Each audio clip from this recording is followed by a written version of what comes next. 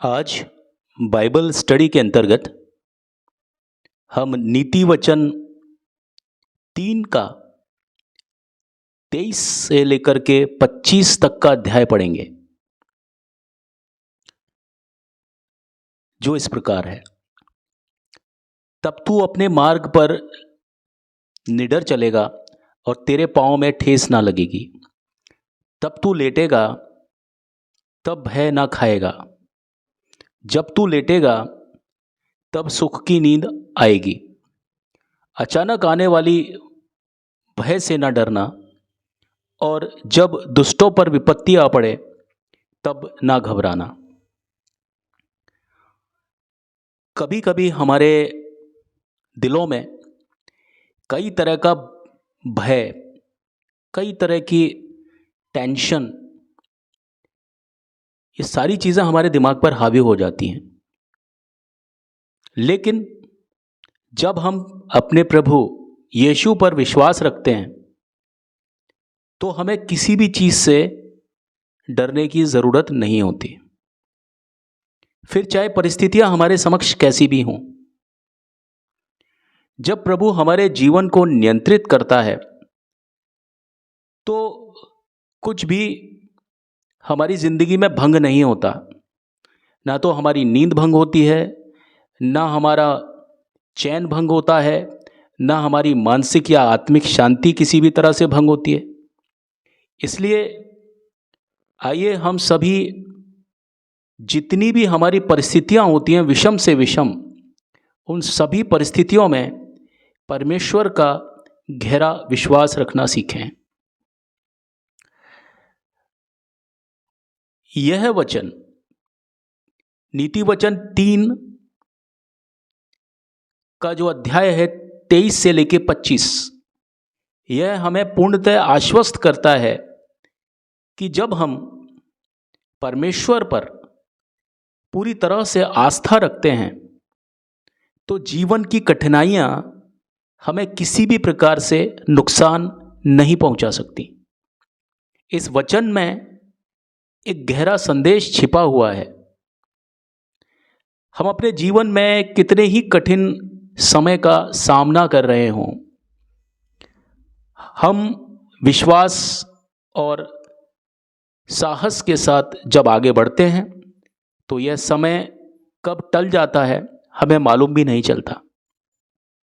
इस तरह का जो साहस होता है केवल आस्था से आता है, जो कि परमेश्वर पर सदा स्थिर होनी चाहिए, क्योंकि परमेश्वर ही हमारे मार्ग को सुरक्षित करता है और हमारे मन में शांति लाता है। आज जिस तरह की तात्कालिक परिस्थितियां, जो देश दुनिया का हाल है, वो मुझे बताने की ज़रूरत नहीं है। चाहे वो दुनिया में युद्ध हो, किसी भी स्तर पर दो देशों के बीच हो, चाहे पर्यावरण संकट हो, देश में हो चाहे विदेश में हो, आर्थिक चुनौतियां हों, पैसे को लेकर के जो परेशानियां होती हैं इंसानों की ज़िंदगी में, ना सिर्फ देश में बल्कि पूरी दुनिया में, ये जो मंदी की मार है, यहाँ पर अगर आप ईश्वर पर नज़र रखते हैं तो आपके साथ में कोई भी गलत चीज़ नहीं होने वाली।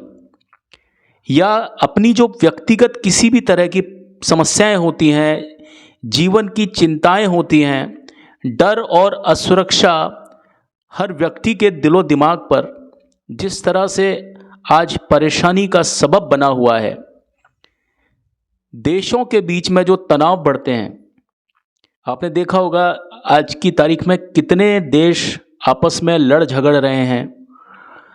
सामाजिक असमानता का जो एक स्तर है वो दिन ब दिन बढ़ता जा रहा है।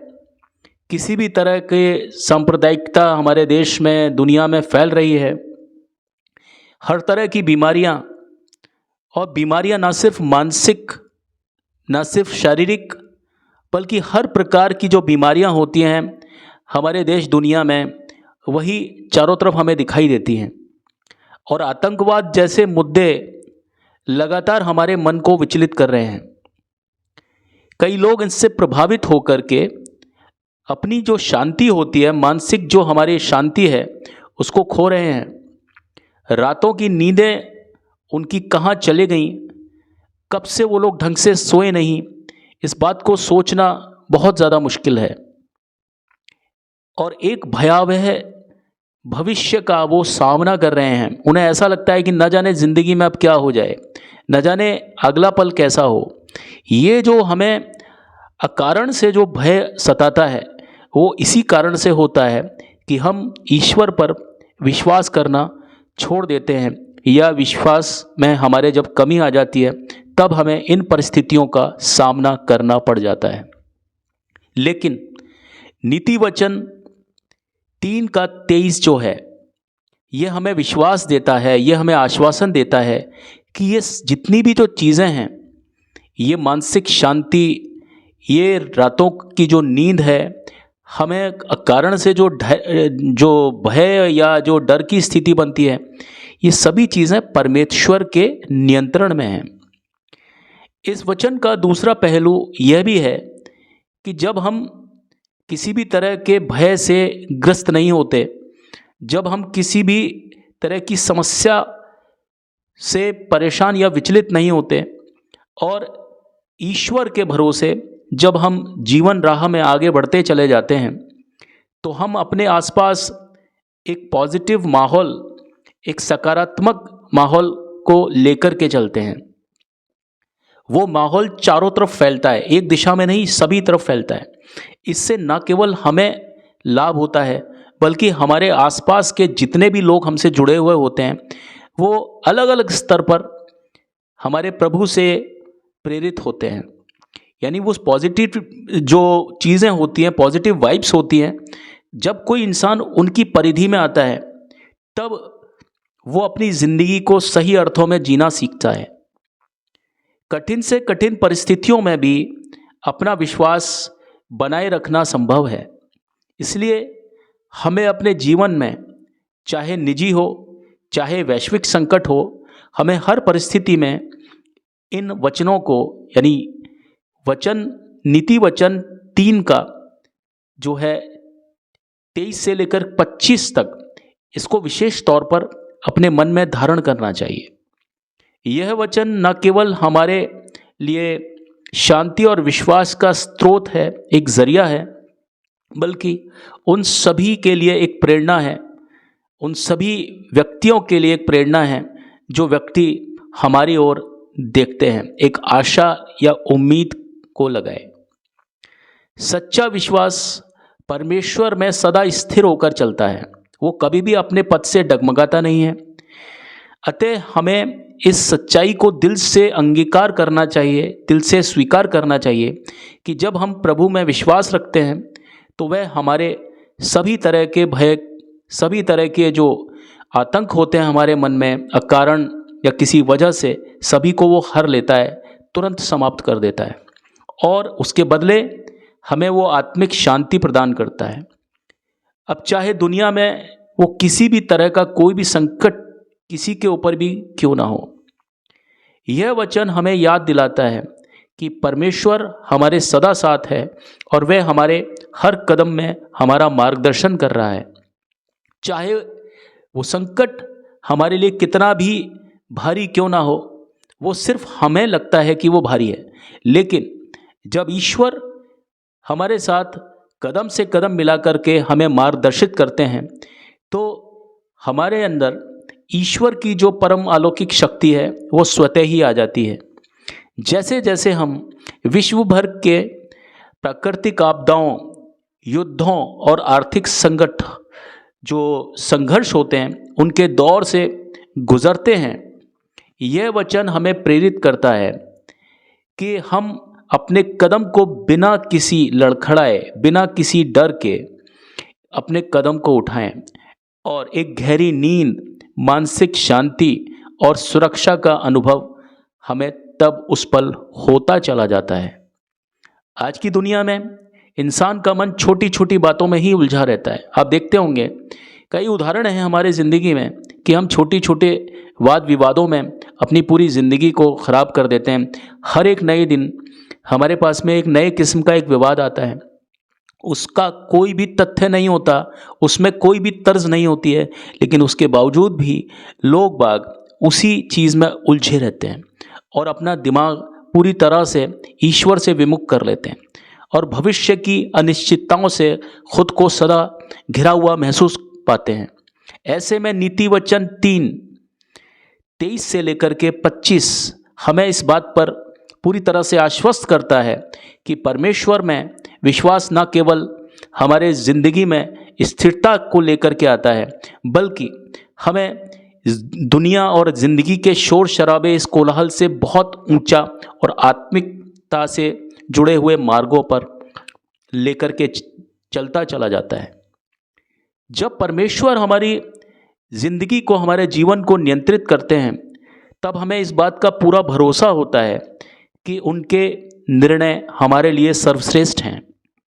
फिर चाहे हमें वो समझ में आए या ना आए, मगर एक चीज़ जो हम कर सकते हैं वो ये है कि ईश्वर पर हम भरोसा पूरी तरह से कर सकते हैं। भरोसा एक शब्द नहीं है, भरोसा एक एहसास है, एक भाव है। या तो भरोसा पूरा होता है या भरोसा बिल्कुल नहीं होता।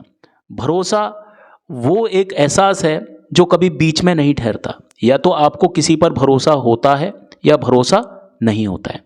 अगर आप ईश्वर पर भरोसा, उस पर विश्वास रखते हैं, तो वो भरोसा 100% ही होना चाहिए, 100% होना चाहिए। वे हमारे कल्याण के लिए कार्य कर रहे हैं। हमें हर चीज़ में ऐसा उनको उपस्थिति देनी है, किसको? ईश्वर को यह मानकर उपस्थिति देनी है कि ईश्वर हमारे कल्याण के लिए कार्य कर रहे हैं। हम इंसान सीमित दृष्टि से देखते हैं, लेकिन ईश्वर, परमेश्वर की जो दृष्टि है वो असीमित है। उनका जो दायरा है वो अलौकिक है। हमारा जो दृष्टि है वो लौकिक है। हम सिर्फ वही चीज़ देख सकते हैं जो हमारी आंखें हमें तात्कालिक या क्षणिक रूप से हमें दिखाती हैं। लेकिन ईश्वर जब देखते हैं, उनका जो दृष्टि है वो असीमित है। क्यों? क्योंकि ये धरती, चांद, सितारे, ये जितनी भी चीज़ें हैं यूनिवर्स की, ये सभी को जो सृष्टि किया, जिसको करता है, वो ईश्वर ही हैं। तो उनके लिए ये सारी चीज़ें बहुत एक ऐसी चीज़ है कि ये एक ही दृष्टि में इन सभी चीज़ों पर अपनी निगाह रख सकते हैं। लेकिन हम जो उनके एक अंश हैं, ईश्वर के अंश हैं, हम सिर्फ दृष्टि वही रखते हैं जो कि भौतिकता से भरी हुई दृष्टि होती है। तो जब हम अपनी एक सीमित दृष्टि से ऊपर उठ करके बात करते हैं, तब हमारे सभी डर, हमारी सभी चिंताएं, हमारी सभी असुरक्षाएं जितनी भी हमारे मन में होती हैं, वो ईश्वर तुरंत प्रभाव से हर लेते हैं।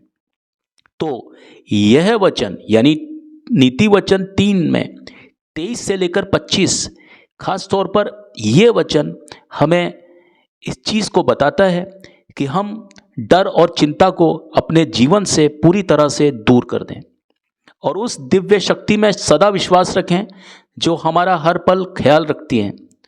जब हम इस आस्था को अपने दिल में पूरी तरह से उतार लेते हैं, तो हमारी आध्यात्मिक शक्ति और भी ज़्यादा बढ़ती है और बढ़ती चली जाती है और हम अपने जीवन में स्थिरता, शांति और खुशी का एहसास महसूस करते चले जाते हैं। इस वचन की सुंदरता इस बात में भी है कि यह वचन न केवल हमें प्रेरणा देता है, बल्कि उत्तरोत्तर हमें उस दिशा की ओर ले जाता है जहाँ हमारी आत्मा और मन परमेश्वर के साथ एकीकार या अंगीकृत हो जाते हैं। इन वचनों के जरिए परमेश्वर आपको बहुतायत से आशीष दें। आमीन।